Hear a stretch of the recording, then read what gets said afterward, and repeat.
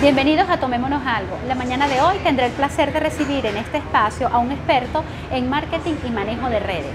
Así que desde aquí, desde la Sociedad del Café en Parque Cristal, tendré el placer de tomarme un café con John Da Silva.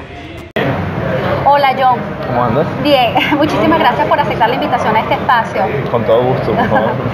Mira John, nosotros los papás nos preocupamos mucho por este tema de redes sociales y crianza. Claro. Y entonces dime, ¿me tengo que preocupar, me tengo que angustiar? ¿Cómo debemos los padres manejar tanta conexión que nuestros hijos, sobre todo los más adolescentes, están teniendo con el tema de las redes sociales? A ver, yo creo que motivos de ocuparse existen. Ocuparse. Sí. Okay. Pero yo creo que tenemos que partir desde un principio. Y el principio es que las nuevas tecnologías y las redes sociales llegaron para aportar valor. Y limitar ese valor en estos nuevos tiempos es limitar la educación y el crecimiento potencial que tienen los adolescentes o nuestros hijos. Y hay que considerarlo como el nuevo normal, es decir, todo el acceso que podemos tener a plataformas sociales digitales para los chamos es el nuevo normal, lo que para otras generaciones puede ser algo nuevo, no necesario, absurdo, para los chamos es el nuevo normal y debe estar allí. También debemos entender que en las redes sociales se hacen muchas manifestaciones que no necesariamente son banales. Educación, formación, relaciones humanas, compartir, que potencian el ingenio, la creatividad y la inserción social. Y limitar esas capacidades sería perjudicar probablemente a nuestros chamos. Sí, por favor, venga un cafecito. Muchas gracias. Pero fíjate algo, yo creo que sí, las generaciones hemos ido probando este tipo de redes. Gracias. Gracias. Las generaciones hemos ido cambiando, ¿no? Sí. Porque en un momento, por ejemplo, yo recuerdo el boom del Facebook, sí, que fue con lo que yo me pude conectar en un momento de mi vida. Y bueno, tú comienzas a asociarlo con encontrarte con amigos, sí, más que todo era eso, el reencuentro, pero todo eso ha cambiado. Sí. Ahora ha cambiado.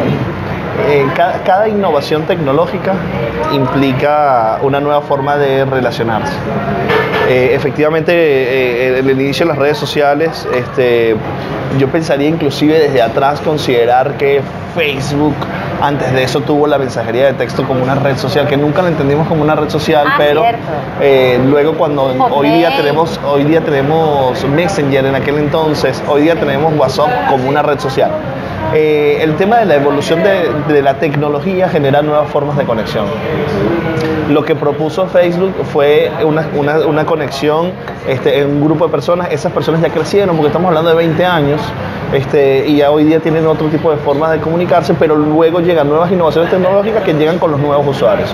De pasar de Facebook pasamos a hablar de Twitter pasamos a hablar de Instagram pasamos a hablar ahora a TikTok, por ejemplo. Entonces, en esas formas de relacionarse con la tecnología son diferentes. Lo que tú haces en TikTok, lo que te pide TikTok como plataforma, las opciones que te dan, no se parecen necesariamente a lo que se hacía en Facebook.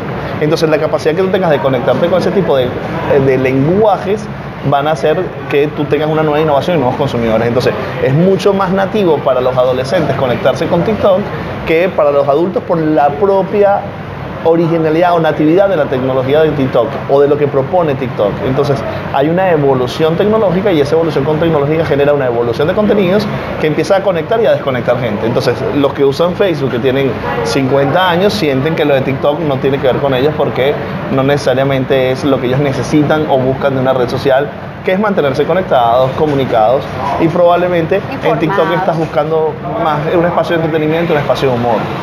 ¿Y YouTube? YouTube es la gran plataforma. Ajá. Es la gran plataforma, sin duda alguna. Todos los niños ahora quieren ser youtubers.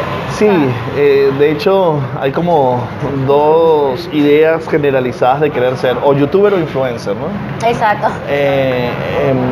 Yo creo que YouTube es, o sea, para contextualizar un poco, de cada 10 personas que tienen internet, 9 consumen YouTube.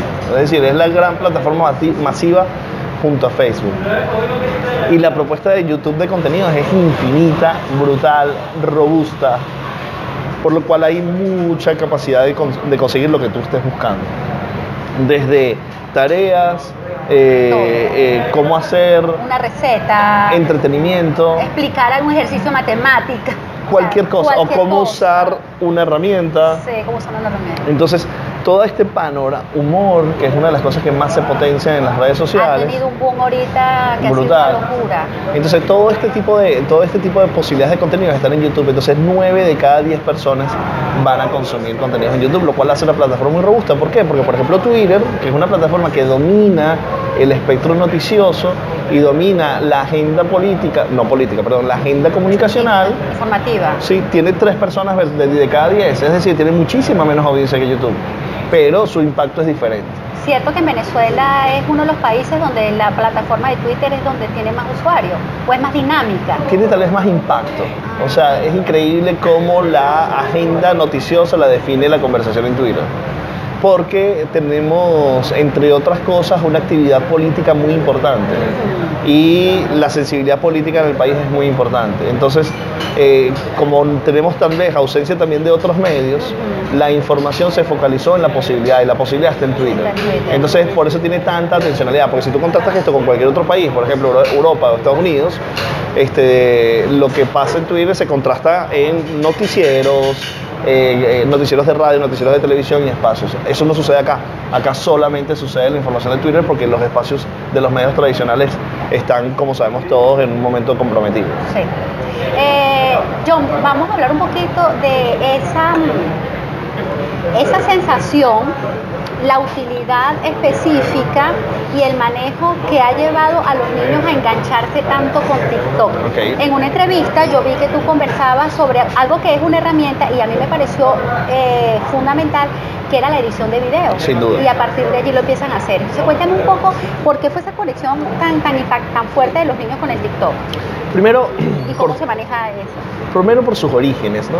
TikTok viene de ser una app muy, muy divertida que se llamaba Musical.ly, que tenía que ver con una estrategia de hacer lip sync, que es mover los labios en función de un audio que existe, que es muy banal, divertido, entonces conecta mucho más con el perder el miedo a lo estúpido, al ridiculizarse, que normalmente las personas de mayor edad son mucho más, consideran muchas más cosas antes de hacer una expresión ridiculizada de su imagen en redes sociales. Los adolescentes más bien se ríen y se burlan de eso.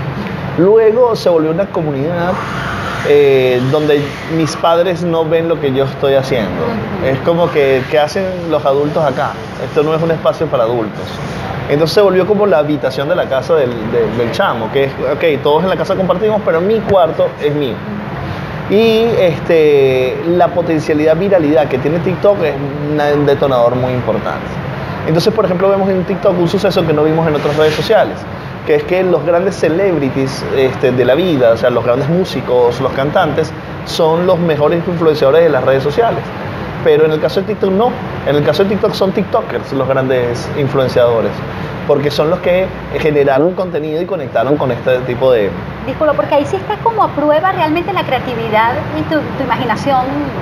Es que el formato de contenidos está muy basado, por ejemplo, en challenge o en bailes o en hacer lip sync de música.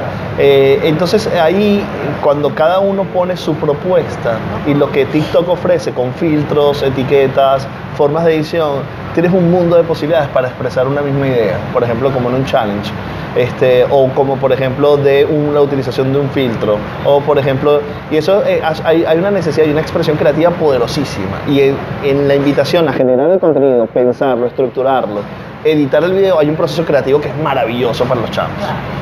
Que hay preocupación de expresiones por ejemplo, el challenge este que está generando preocupación en los padres porque puede afectar físicamente a los chamos. Sí, claramente. Eso hay que tener cuidado, pero no hay que tener cuidado de TikTok. Hay que tener cuidado de la formación integral, porque TikTok no es el detonador de violencia. Lo que es el detonador de violencia es el entorno social. Entonces, que tú tengas la capacidad, de que tu chamo tenga la capacidad de decir esto está bueno o esto está malo. Eso es muy importante que lo diga, porque muchas veces de repente los padres decimos, claro, porque ahora como se graban, claro, como ahora se publican. Entonces yo en un momento pensé y dije, pero es que no es solamente que se graben y se publiquen, es que hay algo que tienes que atender porque siempre ha sucedido. Lo que pasa es que antes estaba como más silenciado. Claramente. El bullying. Volvamos atrás al nuevo normal. O sea, el nuevo normal es que todo lo que nosotros hagamos lo grabemos. O sea, hace no sé, 7 años, si nosotros estuviéramos haciendo esta conversación, no la estuviéramos grabando. Exacto. Hoy día la estamos grabando porque las queremos poner en nuestras redes sociales. Esto es el nuevo normal. El nuevo normal. Entonces yo no puedo cuestionar este nuevo normal. El tema no es que si yo hice esto para TikTok, o yo hice esto para Instagram, o yo hice esto para Historia. El tema es que tú tengas una formación integral para el chamo, para saber decir, esto me puede afectar, entonces no lo voy a hacer. Igual tiene que ver con las imágenes inadecuadas. Hay mucha preocupación de los padres sobre el uso de las redes sociales para la exposición a contenidos inadecuados, vinculados con violencia, sexo. Y claro que puede existir este tipo de conexiones en todas las plataformas, pero eso no sucede solamente en TikTok, no sucede solamente en Instagram, sucede en todas las plataformas. Y probablemente lo que hay que tratar de hacer allí es generarle información y conocimiento a los chamos para que sepan ellos mismos discernir en cuáles tipos de contenidos van a acceder o no. Porque la información no va a llegar de manera accidental, la información va a llegar a partir de que uno de nuestros chamos decida seguir este tipo de contenidos. Es decir, si yo no sigo una cuenta que tenga exposición de imágenes con un alto volumen sexual, es muy poco probable que ese contenido me llegue. Entonces, en la toma de decisión de esa persona es que va a poder acceder a esos contenidos. Y también, luego, si hay una inquietud sexual de los niños, hay una naturaleza humana ahí vinculada. Entonces, canalizarla tiene una coherencia.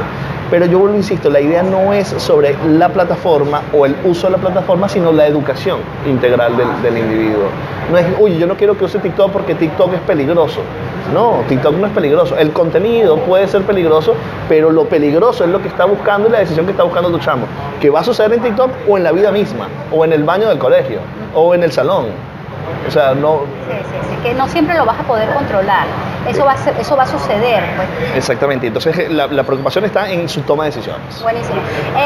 Vamos a hablar un poco de John, papá con la experiencia con 4 niñas. Así es.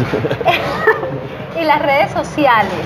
Cuéntame, vamos a cerrar esa puerta en la casa de John y ese trabajo allí, ¿qué te han manifestado tus niñas? ¿Cómo tú has manejado de repente este tema con ella? Bueno, yo creo que el tema ha sido como, bueno, la verdad que tengo diferentes edades, entonces he pasado con diferentes evoluciones tecnológicas, pero lo más como dramático ha sido más bien entender la diferencia con mi esposa, entender, porque mi esposa tiene unos puntos de vista un poco más de cuidado sobre el acceso. Tal vez yo soy un poco más liberal en la visión del acceso y de la información. Eso es normal. Sí, eso pasa mucho. Yo creo que, a ver, mi posición con ellas ha sido accede a los contenidos, trata de generar contenidos, porque sabes que tenemos como de cada 10 personas que están en redes sociales, 8 no generan contenido, solamente consumen contenido.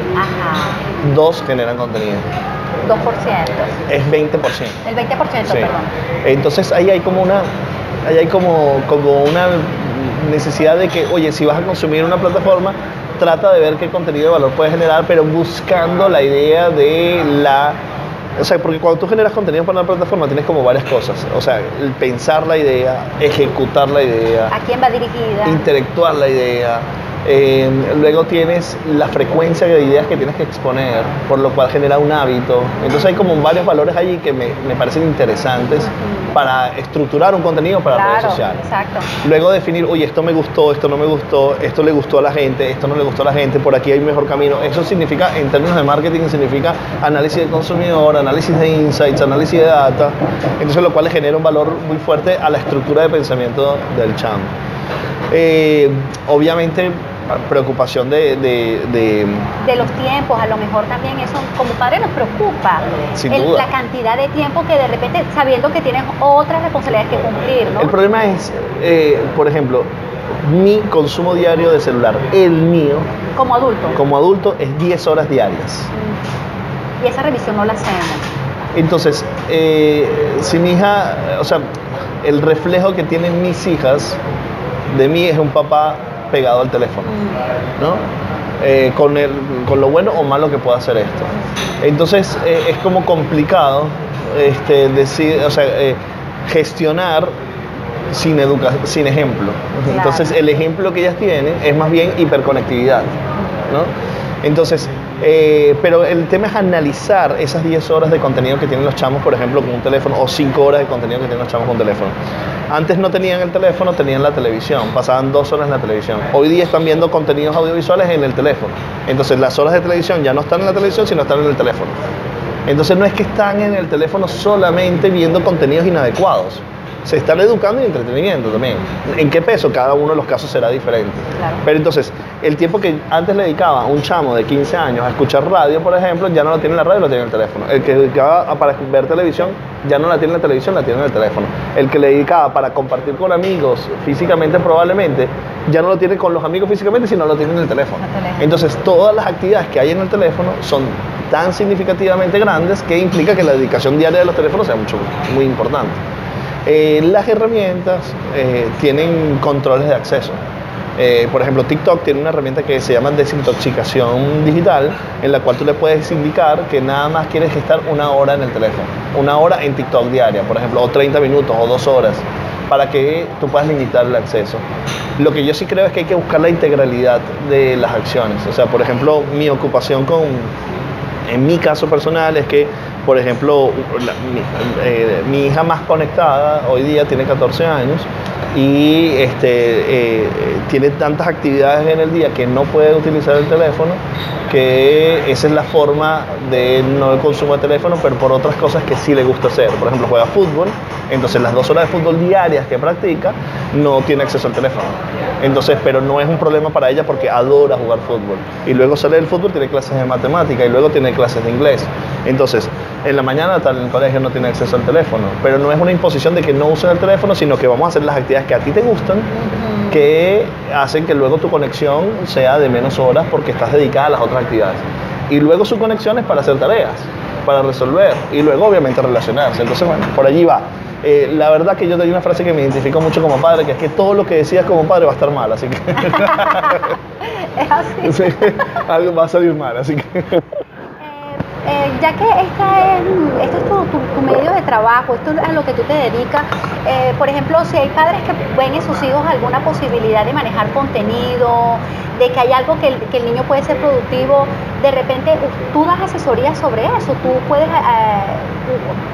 ¿En tu empresa eso pasa? No, nosotros trabajamos netamente para... O sea, nosotros tenemos 2 empresas, una que los espacios que ya tú tienes. Sí, son marketing, o sea, hacemos comunicaciones de marcas en marketing digital, y tenemos una empresa que hace contenidos, o sea, una que se llama La Web, que hace publicidad digital, y una que se llama El Patio, que hace contenidos digitales, web shows y podcasts. Ok, hace poco también vi que publicaste que tienes la producción de un libro, y hay otra parte de ti, John, que poco sale, y tú dijiste de hecho allí, no deben saber esto de mí, bueno, cuéntanos un poco. Claro, esto es como, yo no lo considero un hobby, sino lo considero algo más serio que un hobby. Yo desde hace 14 años hago fotografías, fotografía documental.